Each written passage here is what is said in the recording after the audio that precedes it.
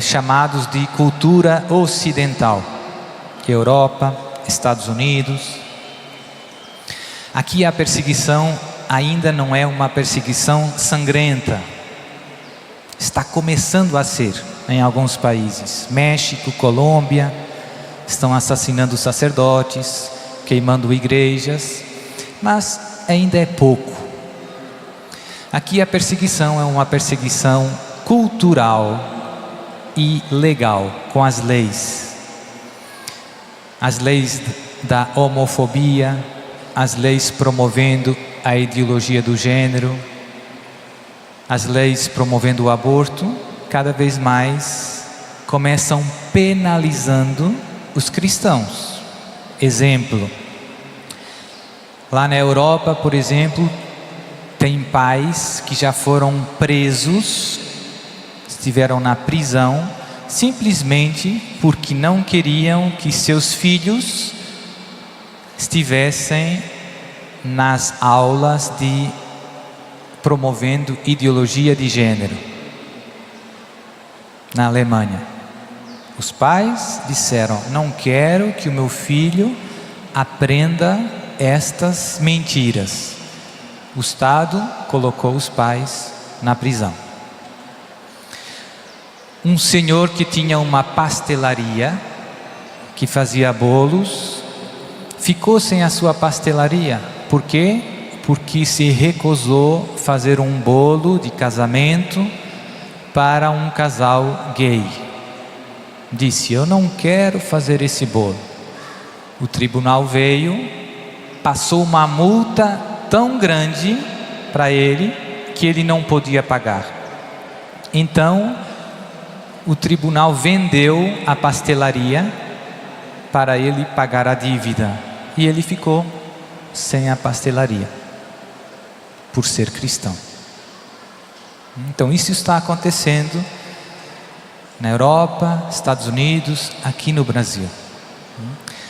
Por trás disto estão os mesmos inimigos da igreja, os famosos globalistas, os famosos promotores da nova ordem mundial, que querem destruir a Igreja Católica. Eles patrocinam, pagam todas essas associações feministas, radicais, tudo o que está por trás disso. São eles que patrocinam e que tentam passar estas leis, que o grande objetivo é calar os cristãos, é destruir a igreja. E por fim, tem aquilo que na minha opinião, é a forma de perseguição mais difícil, que é a perseguição dos cristãos por outros cristãos. Dentro da nossa Igreja Católica estão surgindo grandes divisões e grandes perseguições. Irmãos nossos na fé que nos estão perseguindo. Esta é a mais dolorosa e também a mais perigosa. A própria igreja se está corroendo. As perseguições externas sempre renovaram a igreja, sempre fortaleceram a igreja. Se você olhar a história da igreja, os primeiros séculos, tantos mártires, as perseguições externas sempre renovaram a igreja.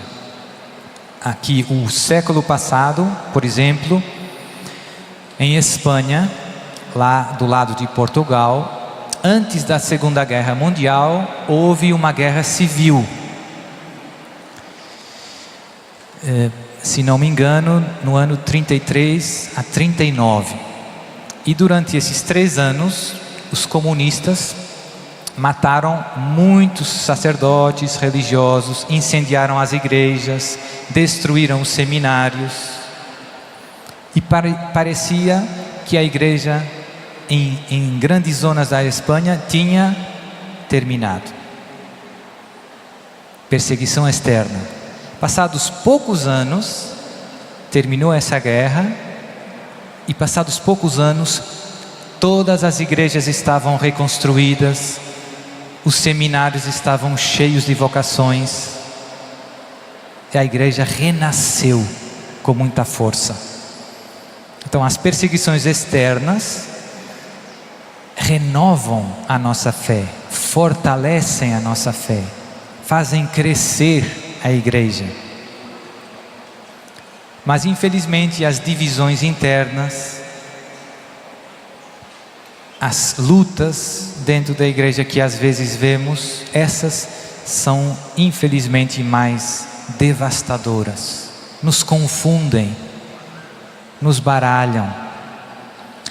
E hoje tem grandes confusões dentro da própria igreja. Eu vou usar uma profecia de Nossa Senhora, faz 44 anos. Umas aparições reconhecidas por a igreja que aconteceram no Japão. Nossa Senhora de Akita. Penso que são bastante conhecidas. Nossa Senhora falou a uma freira japonesa, e a imagem de Nossa Senhora chorava muito, e em algumas ocasiões chorava sangue. E o próprio bispo assistiu a estes milagres. O próprio bispo teve na sua mão a imagem de Nossa Senhora chorando. E foram reconhecidas por a igreja. E Nossa Senhora aí, há 40 anos atrás, diz algumas coisas muito fortes. Vou apenas citar uma das frases, umas das linhas que ela diz, mas que se aplicam muito bem aos tempos que estamos vivendo agora. E diz a Virgem Maria: a ação do maligno, do demônio, infiltrar-se-á na igreja, de tal maneira que poderemos ver cardeais opondo-se a cardeais, bispos contra bispos. Os sacerdotes que me veneram, que veneram a Virgem Maria, serão depreciados, e os seus confrades, ou seja, os outros sacerdotes, se lhes oporão. Igrejas e altares serão saqueados. E aqui vem a frase importante: a igreja ficará cheia dos que aceitam compromissos, e o demônio pressionará muitos sacerdotes e almas consagradas para que abandonem o serviço do Senhor. Palavras da Virgem Maria. Aparição reconhecida pela Igreja Católica. Há 40 anos atrás, tudo isso parecia impossível de se realizar.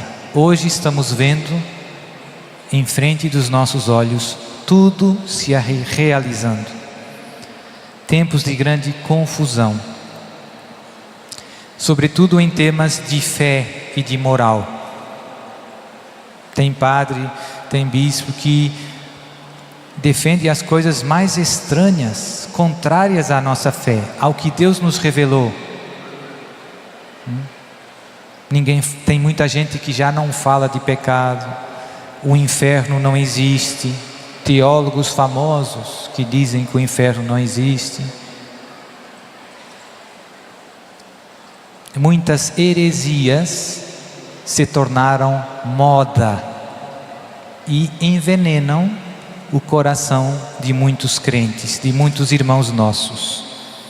Por isso, normalmente nas minhas pregações, eu sempre insisto muito na importância de nós nos formarmos na fé, sobretudo conhecendo bem a palavra de Deus, conhecendo bem o catecismo da Igreja Católica. Se você conhecer bem a palavra de Deus e bem o catecismo da Igreja Católica, você está vacinado contra a heresia.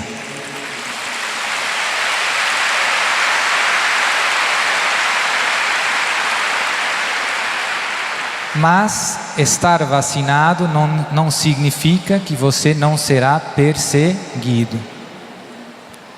Às vezes você se sente quase um extraterrestre no meio da sua paróquia, né? Então, este é o momento de pedir a Deus duas virtudes muito importantes: a virtude da fidelidade, da fé. Senhor, me conceda a graça de não perder a fé, de não me desviar da sua palavra, de ser fiel até o fim da minha vida. E a segunda virtude, muito importante para os cristãos de hoje, é a virtude da coragem. Da coragem. Porque não é fácil você... somos poucos. Às vezes lá na sua paróquia, na sua diocese, você diz que Nossa Senhora de Fátima diz, todo mundo ri de você, né? Na sua cara. Tem padres que escrevem cartas para mim dizendo que eu é que necessito de um exorcismo. Então é duro, né?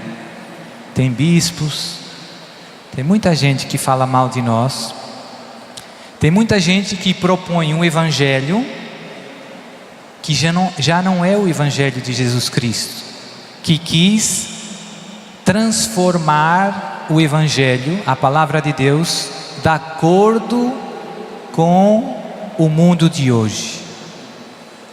Em vez de converter o mundo, as pessoas a Deus, estamos transformando, adulterando a palavra de Deus para agradar ao mundo.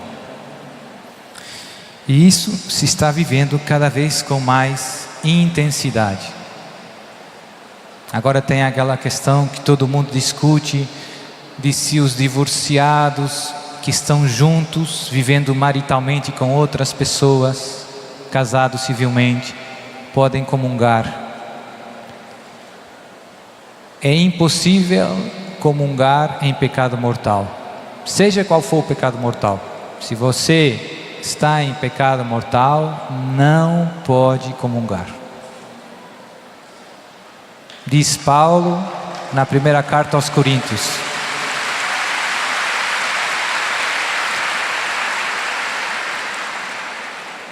Tem conferências episcopais, os bispos todos de um país que se organizam para promover a comunhão sacrílega de pessoas que estão em pecado mortal.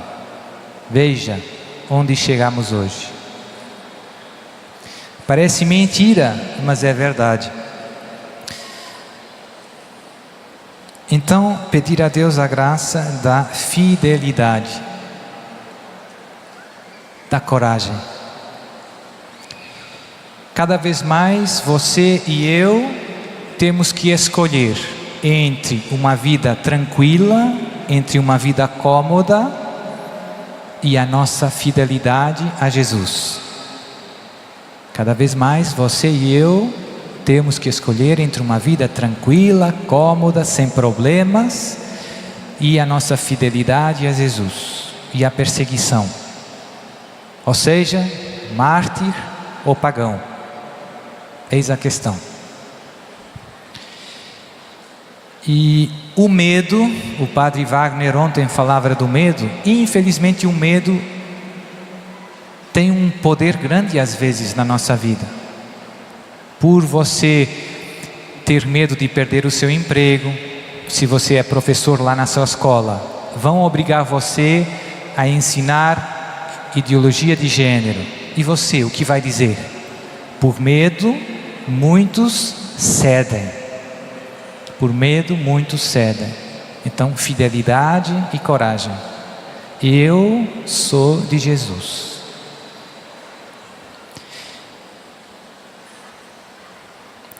Estes tempos que estamos vivendo são tempos de uma grande tribulação. Eu diria da grande tribulação, da qual Jesus falou.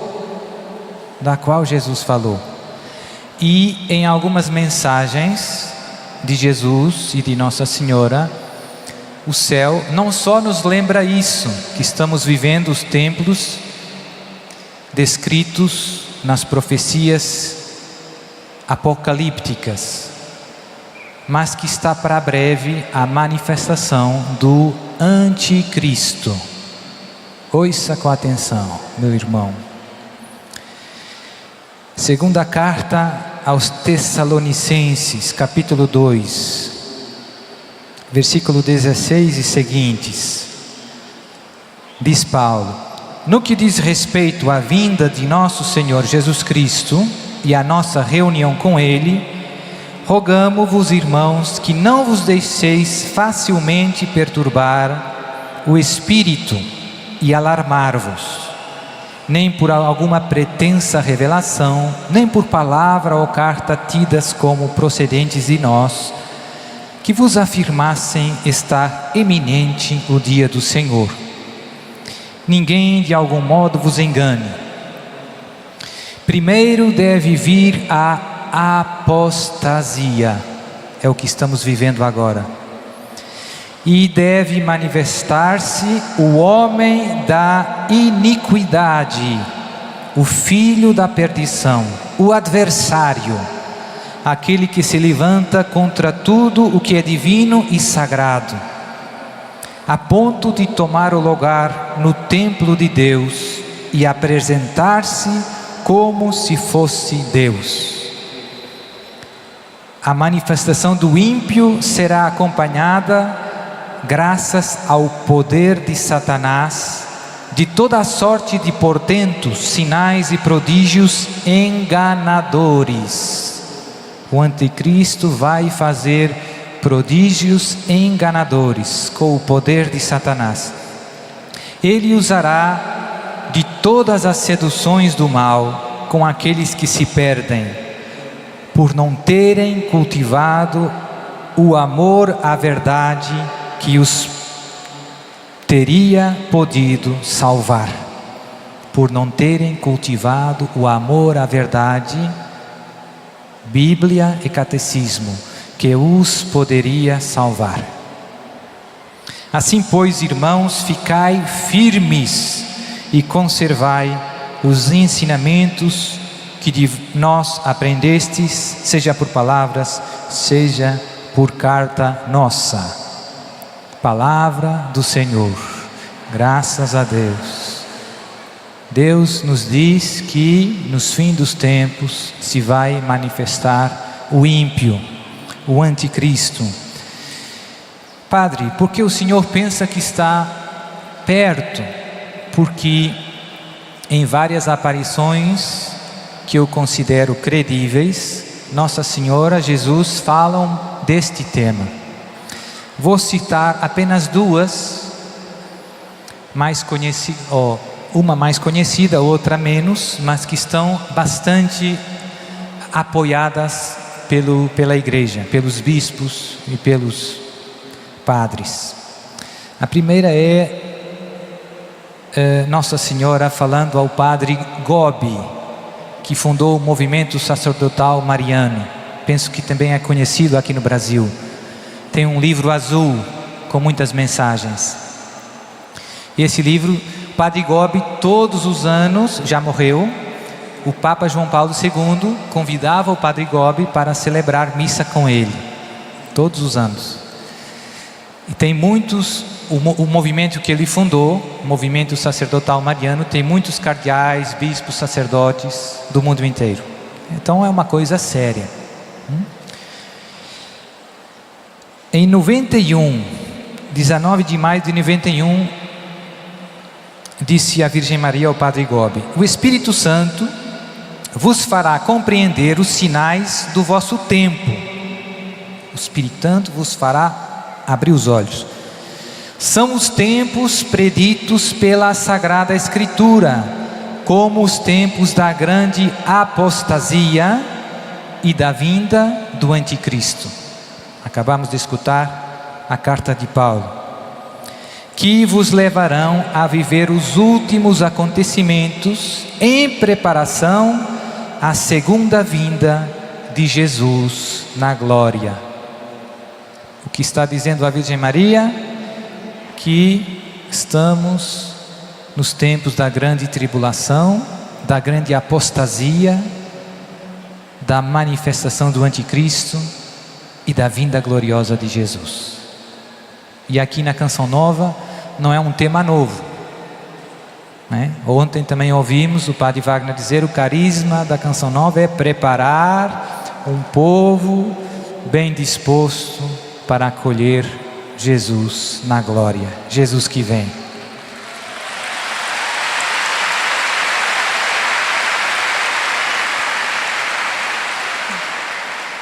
E isso significa que todos nós aqui hoje, nós fazemos parte desse exército. Aqueles que São Luís Maria chamava os apóstolos dos últimos tempos.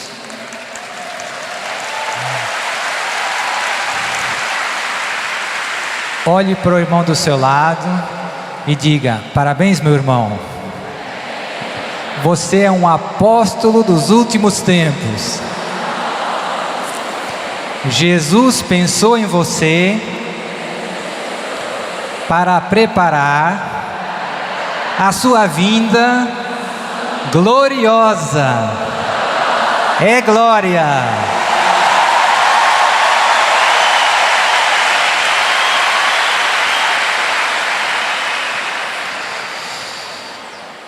E antes de terminar, uma última palavra também, desta vez de Jesus, a uma mística que está viva ainda, que é da Irlanda, que vive nos Estados Unidos, que fundou todo um movimento que se chama Apóstolos Leigos. Podem ver na internet, tem a aprovação do bispo. Os livros, os escritos delas estão todos disponíveis gratuitamente na internet.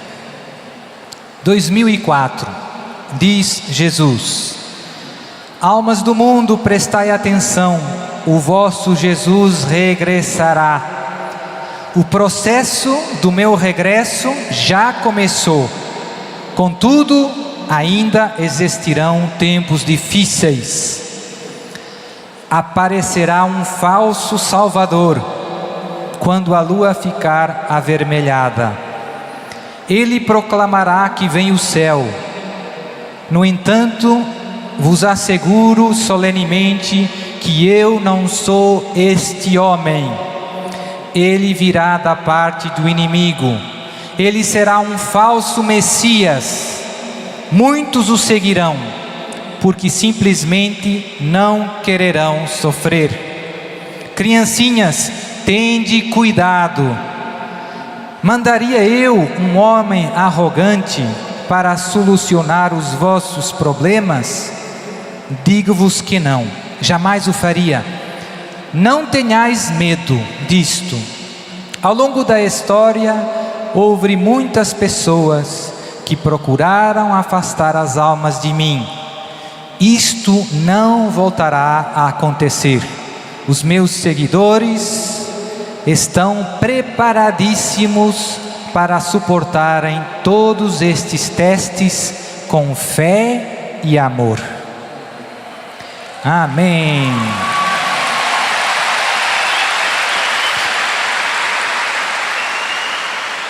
Pode vir, Ironi. Última, agora vou citar, terminar e encerrar com algumas linhas de um grande bispo que Deus deu ao Brasil, que se chama Dom Henrique Soares da Costa, bispo de Palmares. Um grande apóstolo. Se você ainda não conhece, pode ver na internet. Então diz-nos Deus, através das palavras de Dom Henrique hoje, é uma exortação: católico, nunca, sob pretexto algum, esconda a sua fé. Nunca cale a verdade do Evangelho sobre o falso pretexto do respeito pelos